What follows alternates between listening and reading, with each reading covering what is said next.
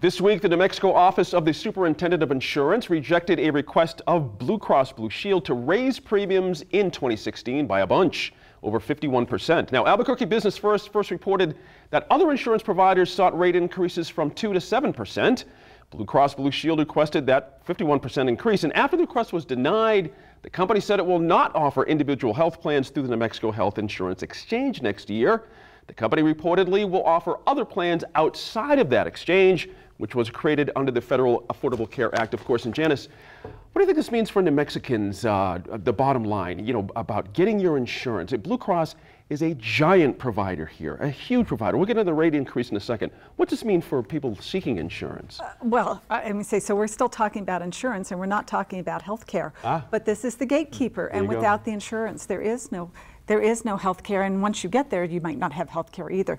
Right. But the worst of it is we have fewer options. That is the bottom line, and there are people struggling to try to figure out, can I do anything, or should I just start saving and pay cash? Yeah. And that's where the discussion's going to go, because at 51%, or even as the company said, they could have lived with 11%, and that part, and I hope we talk about what was the real increase here. But clearly, Blue Cross was not covering its costs and not providing services. That's just an interesting point. It could be a negotiation point.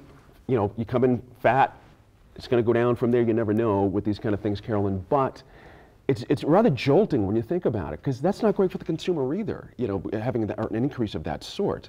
It's a lesson's choice in a way as well, doesn't it? Yes, it does. I mean, I personally have Blue Cross, and I've had it before, before the change, and then after, with the Obama. And actually, I have less services for more money, just so you know, for my family.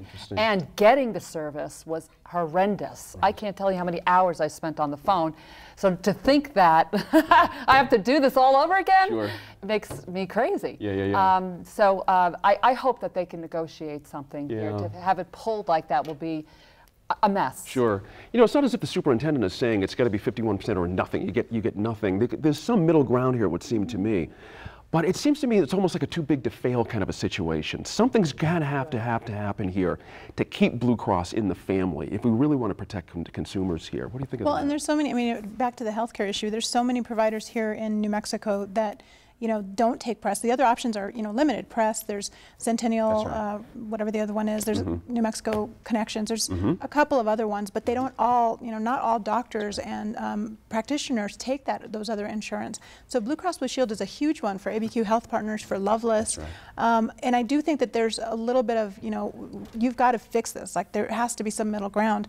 I think certainly Kurt Shipley saying we're not going to participate, I think to a certain extent could be a threat, maybe not necessarily an idle one if it doesn't work out that way, but the bottom line is that it sounded like the insurance superintendent didn't see the justification for the increase, and I think the details really have to be there for why that increase is proposed. You can't, it's not as easy as saying, we're gonna shoot high and expect to come down. If you're not able to justify that high, then it's an all or nothing, up or down, as far as the superintendent is concerned. That's a good point. That's a solid point. What if they in fact do find a way to justify it through the paperwork of 51%? That's still a big gag for a lot of people. It just wouldn't quite sit well publicly. Well, because we're thinking about, we commoditize healthcare, right? And so we're thinking about, commoditization of gasoline pumps. If gas prices increase 51%, we'd be going, oh my gosh, because to us, we completely understand how that occurs.